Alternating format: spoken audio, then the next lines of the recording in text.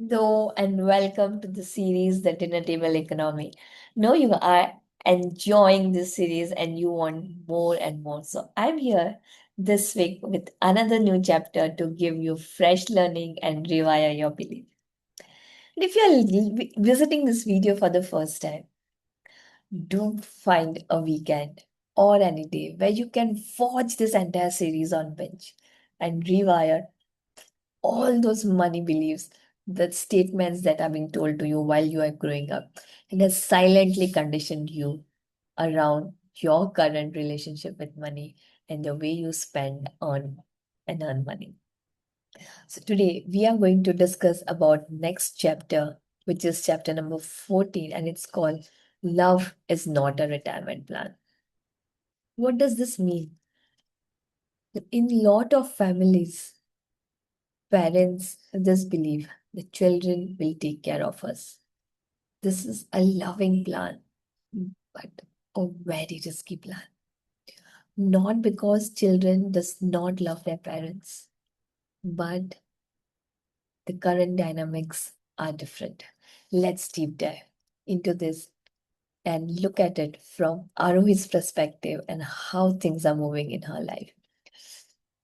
Wednesday evening at the dinner table. It's like any other day, and families having a dinner. Dal roti, TV in the background, Aarohi's brother Kabir asking for pickle. Aarohi casually says, Dad, you should start thinking about your retirement planning. Suddenly, the table becomes quiet. Aarohi's mother looks at her and says, We have both of you. Then why are you talking like this? Now, Aarohi's stuck. Because he's not talking about money. Family heard something else. They heard distance, they heard rejection, they heard, I don't want responsibility. And this is the problem with this belief. It's not just financial, it's emotional. If you grew up in a middle class Indian home, you would very well know this statement because you heard them while growing up. हमने तुम्हारे लिए सब किया, अब तुम्हारी जिम्मेदारी है हमारे लिए ये सब करना. हमारे टाइम में बड़े बड़े घर में रहते थे, अलग नहीं होते थे. पेंशन तो नहीं है, लेकिन तुम लोग हो ना. बेटा, पास में ही सेटल हो जाओ ना. इतना दूर यूएस क्यों जाना है तुमको? हमने रिटायरमेंट का नहीं सोचा, सारी पूंजी तुम्हारी पढ़ाई में डाल दी, तुम पे भरोसा किया. बेटा, एक घर में रहने का भी प्लान बना लो, कभी कभी हमारे साथ भी टाइम स्पेंड किया करो. Maybe you would have heard different sentences, but same installation. Children are not just children. They become emotional support. They become practical support. They are there to support during medical emergency. They become financial support, also retirement support. So let's be fair, this belief came from love. In older generation with joint family genuinely lived more interdependently. Parents raised children, children cared for parents in old age. Money, responsibility, caregiving, home, everything was woven together. So this belief was not a cold calculation. It was part of family structure. But the world has changed now, and the belief has not fully caught up. Let me tell you the other dynamics that nobody talks about, which is here the hope is what parents are banking on.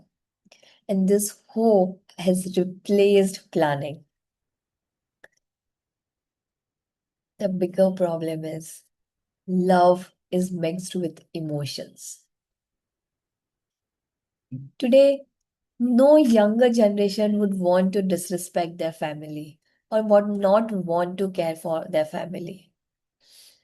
But there are huge emotional impacts that are not spoken of. Parents think we sacrifice so much, they will be there for us. Children thinks, of course I will help, but how much? In what ways? At what cost? What if I also have children, loan, career, job uncertainty, health issues, and my own retirement plan challenges? Nobody says these things clearly because saying them feels selfish. In the book, Aarohi feels this discomfort, and that is why she asked this question to her parents. She was not saying she's going to abandon her parents. She loves them from bottom of her heart, and maybe a lot of you would love your parents from bottom of your heart. She wants to support her parents. Lot of you would want to support your parents. But when she runs number, she realizes something extremely uncomfortable. Her parents saved, her parents sacrificed, her parents were extremely careful. They were not irresponsible. But somewhere in the background, one belief reduced urgency. Children's will be there. And this belief is emotionally beautiful but financially incomplete because love can support you, love can provide you emotional comfort.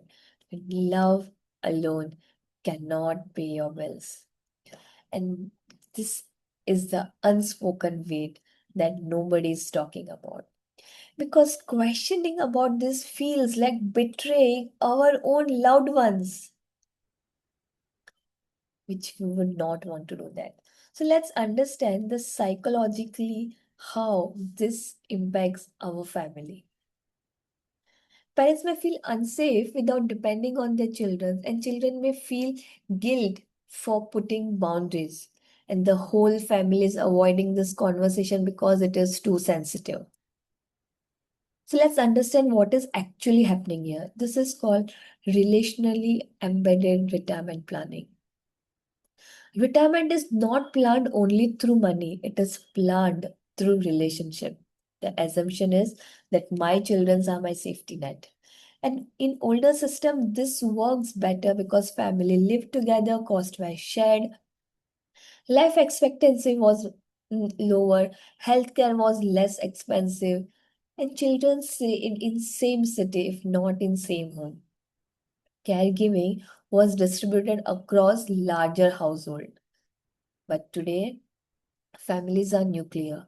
Children move cities, they move countries. Healthcare cost is very high. People live longer, job certainty is higher. Women are working too. Emotional bandwidth is limited.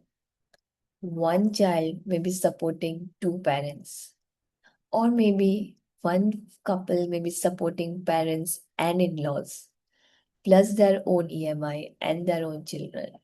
The structure has changed, the responsibility has increased, the means have lowered. The emotional expectation is still old. And this is where the problem arises. Children are family, they are not pension product. This makes relationship dynamics different. Relationship becomes lighter when there is an adequate retirement planning. Parents can receive support without losing dignity. Children can help out of affection and not out of pressure. And responsibility does not disappear because of panic, stress of paying financial bills. The goal is not independence from family. The goal is to have dignity within the family. I want you to reflect upon this belief during this week because this is a very deep emotional belief and it requires deep introspection. When you heard the statement, children will take care of us in old age, what did you feel? What are you doing to meet your parents' expectation? I would say the new and the better belief is Love should support retirement. It should not replace retirement planning. I'm not here to say children should not care for parents.